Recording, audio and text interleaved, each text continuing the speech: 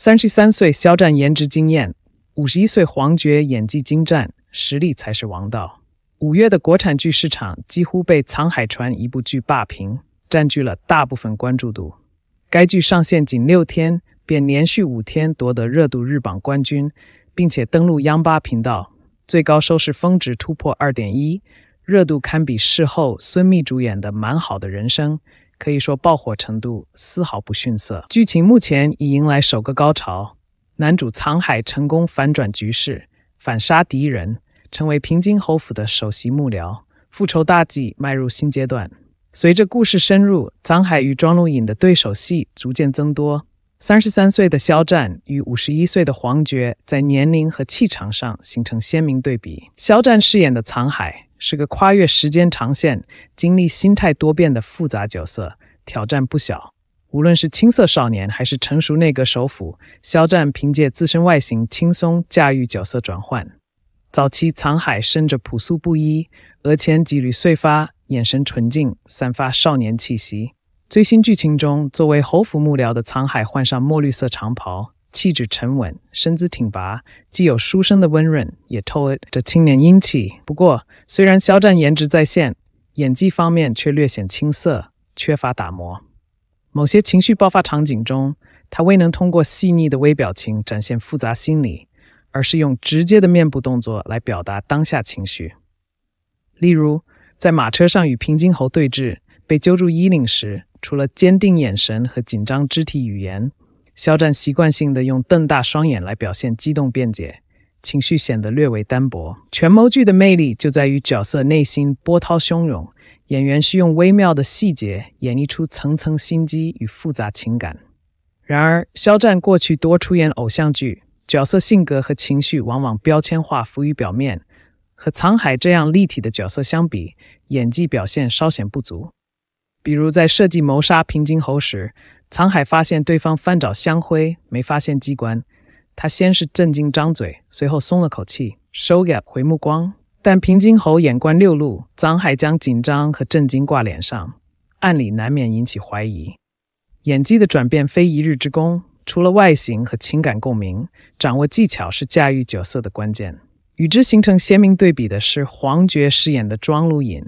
这个剧中重要的反派角色。黄觉精准展现了庄如影深沉城府和冷酷心机，给人一种稳重而又不失威严的感觉。庄如影面对沧海的自作聪明，总是从容不迫的靠椅子，冷眼轻蔑，气场十足。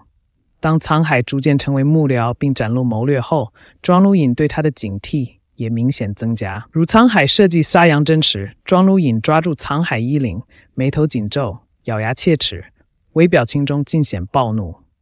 冒犯平津侯的威严令他愤怒，威胁性命时更是杀意四溢。管家提及沧海更换香灰，庄如影的目光瞬间一怒，紧盯香炉查看，却未发现机关，嘴角勾起的若有若无笑容更添神秘感。这种模棱两可的表情，将试探与威慑表现得淋漓尽致，精准诠释了庄如影的多疑与心机。庄如影虽然几乎无轻松表情，但黄觉肢体自然放松，展现了角色的自信和傲慢。细节之处的刻画让这个角色立体而生动。综上所述，演员的外形和内在特质对角色呈现影响巨大。肖战与沧海的匹配度极高，形似已具，但演技尚需磨练，尚未能完全驾驭角色灵魂。而黄觉不仅形象合适，更凭借深厚演技赋予角色鲜活生命力，角色气质自然流露，触动人心。演员与角色之间是相辅相成的，出色的角色能让演员被观众铭记，反之亦然。流量明星应正视自身短板，用实力说话，才能赢得观众真正认可。装装的小知识，面具人在智能坐船的时候说的那首诗，大家应该都知道是王安石的诗。蜉蝣必朝夕，惠顾宜春秋。更细的细节是什么呢？面具人这个人设有可能参照了王安石，因为王安石也是见到过民间的疾苦，北宋的积贫积弱，所以他立矫饰之变的治。而赵秉文也是一样的，他甚至还带藏海去看了一下民间的这些疾苦。赵秉文除了让藏海帮他铲除其他势力之外，他应该还有一个目的，就是让藏海帮他来一起变这个国家的面貌。智奴做木工的时候，应该很多人都说过那个灌泉楼。那鹳雀楼其实在元初的时候就因为战乱没了，剩下的遗迹又在明清的时候因为黄河泛滥，遗迹也不见了。而现在重建的这个鹳雀楼获得过中国建筑学的鲁班奖和詹天佑奖，所以它在建筑学是有一定地位的，因此把它摆在最中间来弄。其实它旁边还有一座塔，也给了很全的一个镜头。那个塔就是咱们口中常说的救人一命胜造七级浮屠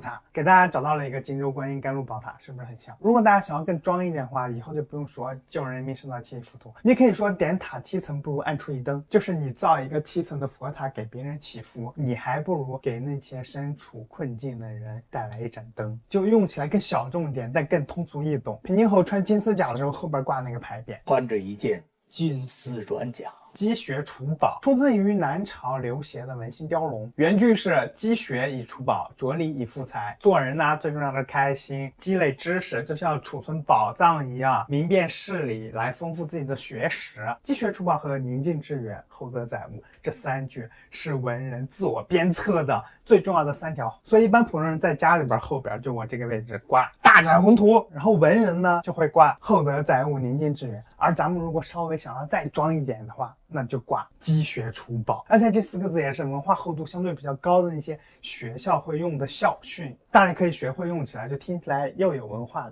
但又没有那么烂大街。我上一个视频说到我之前对修缮有偏见，然后很多人回复我说修自己去了解的，不是去听说。我想先解释一下我这个偏见是怎么产生的。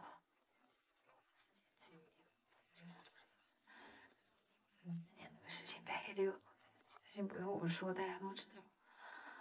然后那时候网络极其不发达，反黑的难度比现在真的要多很多很多很多。然后以至于很多年，08年的事情，它后面的很多年它都在被误解。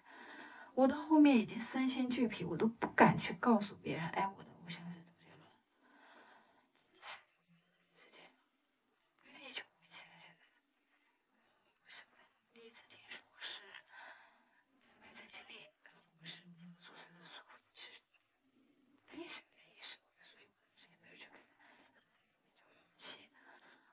事情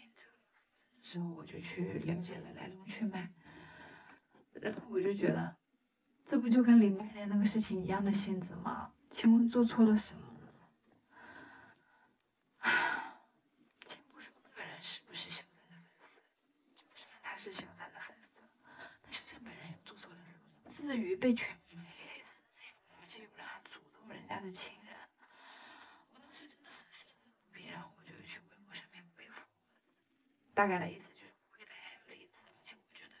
其实小三本人并没有做错什么。然后因为周杰伦之后我没有去追火流量明星争议比较大的明星，所以我就想我一个简单的现在我赶紧去玩。然后是心里第一个想法是庆幸，就是庆幸不是小三的粉丝，因为我真的不想再经历一次了。折腾不动了，周杰伦那个事情就给了留下了太多的阴影了，所以对明星争议明星退避三舍，